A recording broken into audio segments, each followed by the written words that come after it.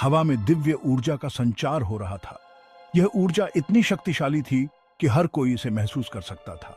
अर्निम, एक साधारण गांव का लड़का, भगवान विष्णु के तेजस्वी रूप के सामने झुका हुआ था। उसकी आंखों में श्रद्धा और विस्मय का मिश्रण था। भगवान ने उसे चुना था उसकी आत्मा की पवित्रता और साहस को देखते हुए। उसे अविश्वसनीय शक्तियों का आशीर्वाद दिया था। ये शक्तियां उसे एक साधारण लड़के से एक महान योद्धा में बदलने वाली थी। मैं इस तोहफे का इस्तेमाल अपने गांव की रक्षा के लिए करूंगा, न्याय का रक्षक बनूंगा। मैं अपने लोगों की सुरक्षा सुनिश्चित करूंगा।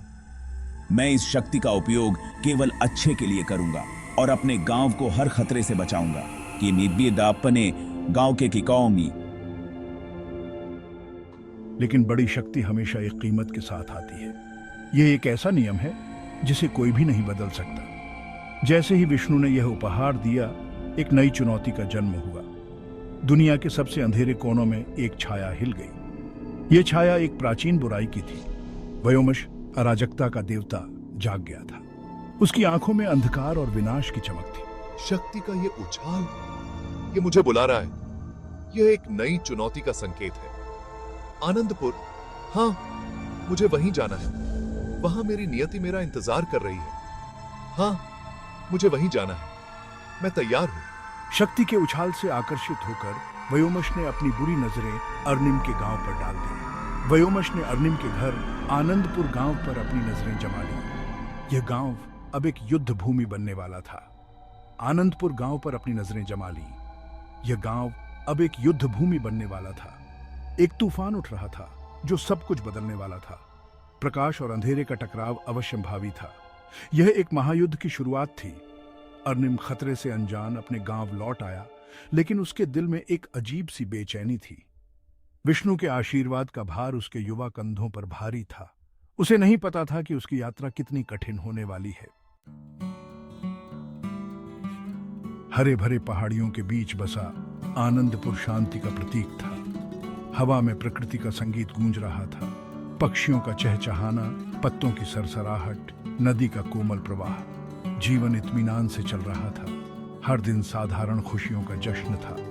गांव वाले सुबह के सूरज की तरह गर्मजोशी से भरे दिलों वाले, प्रकृति और एक दूसरे के साथ सद्भाव में रहते थे। सड़कों पर हंसी गूंजती थी जो उनकी साझा खुशी का प्रमाण थी। यह एक ऐसा जीवन था जो उनकी शांतिपूर्ण घाटी के बाहर छिपे अंधेरे से अछूता था। अपनी नई शक्तियों के बावजूद अर्निम वही विनम्र लड़का बना रहा। वह हमेशा अपने परिवार और गांव के लोगों के प्रति समर्पित था। वह अपनी मां के कामों में मदद करता था, चाहे वह खेतों में काम हो या घर के छोटे मोटे काम। अपने दोस्तों के साथ खेलता था और उनके साथ समय बिताना उसे बहुत पसंद था और कभी भी मदद करने से पीछे नहीं हटता था। गांव के बुजुर्गों की सहायता करना उसकी आदत बन गई थी। वह सभी के साथ दया का व्यवहार करता था और उसकी मुस्कान सभी के दिलों को छू जाती थी। उसका हृदय करुणा से भर गया था। उसकी दयालुता और सहानुभूति ने उसे सभी का प्रिय बना दिया था। मैं विष्णु के बारे में किसी को नहीं बता सकता। वे समझेंगे नहीं। मुझे यह रहस्य अपने तक ही रखना होगा। मुझे गुप्त रूप से अभ्यास करना चाहिए। यह मेरी जिम्मेदारी है कि मैं अपनी शक्तियों को नियंत्रित कर सकूं। इससे तार की रेखा है। उसने विष्णु से अपनी मुलाकात के बारे में किसी को नहीं बताया था, क्योंकि उसे डर था कि लोग उसे गलत समझेंगे। यह नहीं पता था कि इसे कैसे समझाया जाए और उसे यह भी नहीं पता था कि लोग उसकी बातों पर विश्वास करेंगे या नहीं। इस बात से डरता था कि वे क्या सोचेंगे। उसे चिंता थी कि लोग उसे अलग नजर से देखेंगे। उसने गुप्त रूप से अपनी शक्तियों का अभ्यास किया ताकि वह अपनी क्षमताओं को बेहतर बना सके। उसकी ऊर्जा की चमक जंगल की छतरी से छिपी हुई थी। यह एक रहस्यमय और अद्भुत दृश्य था। वह बहुत कम जानता था गोपनीयता का उसका समय समाप्त हो रहा था। जल्द ही उसे अपने रहस्य का सामना करना पड़ेगा। मुसीबत की पहली निशानी हवा में अचानक ठंडक थी। बच्चों की हंसी की जगह फुसफुसाहट ने ले ली। आसमान, जो कभी चमकीला नीला था, धूसर रंग का हो गया। एक तूफान आ रहा था जो अब तक के देखे गए किसी भी तूफान से भी भयंकर था। क्या हो रहा है? यह तूफान, ये अलग लग रहा हो, जैसे कोई अंधेरा आ रहा हो। जानवर आश्रय के लिए दौड़े। उनकी प्रवृत्ति उन्हें आने वाले खतरे की चेतावनी दे रही थी। हवा गरजी, पत्तों को उन्माद में फंसा दिया। आनंदपुर पर भय का एक स्पष्ट बोध छा गया। वयोमश की छाया उनके शांतिपूर्ण अस्तित्व को कलंकित करने के लिए पहुंच रही थी। अर्निम गांव के किनारे पर खड़ा था, हवा में बदलाव को महसूस कर रहा था। हवा एक अप्राकृतिक ऊर्जा के साथ फटी हुई थी, जिससे उसकी रीढ़ की हड्डी में कंपी आ गई। यह कोई साधारण तूफान नहीं है, यह कुछ अलग है, कुछ भयानक। उसके सीने में उसका दिल जोरों से धड़क रहा था। उसकी रगों में डर और एड्रेनालाइन का मिश्रण दौड़ रहा था। गांव वाले उसकी ओर देख रहे थे। उनकी आंखें भय और अनिश्चितता से भरी हुई थीं। अर्निम, हम तुम पर भरोसा कर रहे हैं। तुम हमारे रक्षक हो, स्वयं विष्णु द्वारा चुने गए हो। यह उसके लिए उस अंधेरे का सामना करने का समय था जिसने उसके घर को खतरा था। एक अनदेखी शक्ति द्वारा निर्देशित अर्निम तूफान से तबाह जंगल के बीचों बीच चला गया। पेड़ हिंसक रूप से हिलते थे। उनकी शाखाएं उग्र हवा के खिलाफ पंजों की तरह पकड़ी हुई थीं। बिजली चमकी, जंगल को एक अंधाधुंध सफेद रोशनी में रोशन कर दिया। उसके बाद गड़गड़ाहट की बहरी आवाजें आईं। यही है। और फिर उसने उसे देखा। अराजकता के बीच खड़ा, अंधेरे में डूबा एक व्यक्ति। उसकी आंखें द्वेषपूर्ण ऊर्जा से जल रही थीं। वयोमश, अराजकता का देवता। अर्निम, मैं तुम्हारा इंतजार कर रहा था। उसकी हंसी जंगल में गूंज उठी, एक सर्द आवाज जिससे अर्निम की रीढ़ की हड्डी में कंपी आ गई। उन पर युद्ध शुरू हो गया था। भाग 7, साहस से भरी एक लड़ाई। टकराव बहुत बड़ा था। विष्णु की दिव्य ऊर्जा से भरकर मैं एक फंसे हुए बाघ की क्रूरता से लड़ा। उसका हर वार 1000 तूफानों की शक्ति से भरा हुआ था, जिसने वयोमश को पीछे धकेल दिया। लेकिन अराजकता का देवता कोई कमीना नहीं था।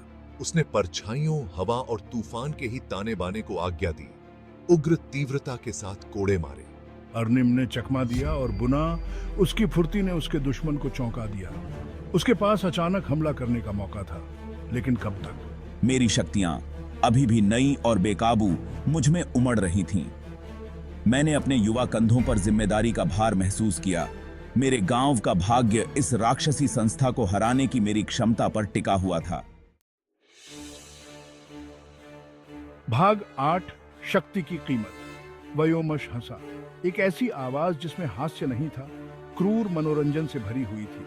तुम एक देवता की ताकत से लड़ते हो लड़के, लेकिन तुम एक नश्वर प्राणी हो। तुम मुझे हरा नहीं सकते। उनके नीचे की जमीन कांप गई, क्योंकि वयोमश ने शुद्ध अंधेरे की एक लहर अनलीस्ट की। अर्निम को उसके दम घोंटने वाले आलिंगन में इंगल्फ कर लिया। मैं चिल्लाया। अंधेरे के भार ने मुझे कुचलने की धमकी दी। क्या यही मेरी शक्ति की हद थी? क्या मैं असफल होने के लिए नियत था, यह देखने के लिए कि मेरा गांव इस द्वेषपूर्ण शक्ति से कैसे भस्म हो गया? भाग 9, एक वादा। लेकिन तभी अंधेरे में एक आवाज फुसफुसाई, निराशा के सामने आशा की किरण। विष्णु की आवाज। याद रखो तुम कौन हो, अर्निम। आवाज गूंज उठी, शक्ति के साथ गूंज रही थी। याद रखें कि आपको क्यों चुना गया था। अर्निम ने अपनी आंखें बंद कर लीं। आवाज की गर्माहट पर ध्यान केंद्रित करते हुए अपने गांव, अपने दोस्तों, अपने परिवार की याद पर। मैं उन्हें निराश नहीं होने दूंगा। मैं अंधेरे को जीतने नहीं दूंगा। मैं आनंदपुर का रक्षक हूं और मैं अपने घर को सुरक्षित रखने के लिए अपने अस्तित्व के हर अंश के साथ लड़ूंगा। भाग 10, मंडराता हुआ अंधेरा। प्रकाश और अंधेरे के बीच एक अनंत संघर्ष चल रहा था। आशा और निराशा के बवंडर में लड़ाई जारी रही। यह एक ऐसा युद्ध था जो सदियों से चला आ रहा था और इसका अंत अभी भी दूर था। मेरी शक्तियां हर गुजरते क्षण के साथ बढ़ती गईं। मेरे दृढ़ संकल्प और मेरे गांव के लिए मेरे प्यार से भर गईं। मैं जानता था कि मुझे अपने लोगों की रक्षा करनी है और यह प्यार ही मेरी सबसे बड़ी ताकत थी। मेरे गांव के लोग मेरे लिए सब कुछ थे और मैं उनके लिए कुछ भी कर सकता था। उसने वयोमश से एक गतिरोध तक लड़ाई लड़ी, एक भयानक प्राणी जो अंधेरे की शक्तियों का प्रतीक था। यह लड़ाई आसान नहीं थी, लेकिन वह जानता था कि यह केवल एक अस्थायी जीत थी। वह थक चुका था, लेकिन उसकी आत्मा अभी भी मजबूत थी। अराजकता का देवता वापस आएगा, पहले से कहीं अधिक मजबूत और अधिक दृढ़। ये केवल समय की बात थी। जैसे ही धूल जमी और तूफान थमा, मैं जंगल के खंडहरों के बीच खड़ा था, अपने चारों ओर विनाश को देखते हुए। लेकिन इस विनाश ने मेरे संकल्प को और भी मजबूत कर दिया। मेरा संकल्प स्टील की तरह सख्त हो गया था। मैं जानता था कि मुझे आगे क्या करना है। उसके आगे एक लंबी और कठिन यात्रा थी, खतरे और अनिश्चितता से भरी यात्रा। यह यात्रा न केवल शारीरिक थी, बल्कि मानसिक और भावनात्मक भी थी। लेकिन मैं तैयार हूं। मैंने अपने आप को हर चुनौती के लिए तैयार किया है और मैं किसी भी बाधा का सामना करने के लिए तैयार हूं। मैं अर्निम हूं, आनंदपुर का रक्षक, और मैं चुनौती से पीछे नहीं हटूंगा। मेरे गांव का और शायद दुनिया का भाग्य मेरे युवा कंधों पर टिका हुआ है। यह जिम्मेदारी भारी है, लेकिन मैं इसे गर्व के साथ उठाऊंगा। मैं अपने लोगों की रक्षा करूंगा, चाहे कुछ भी हो जाए।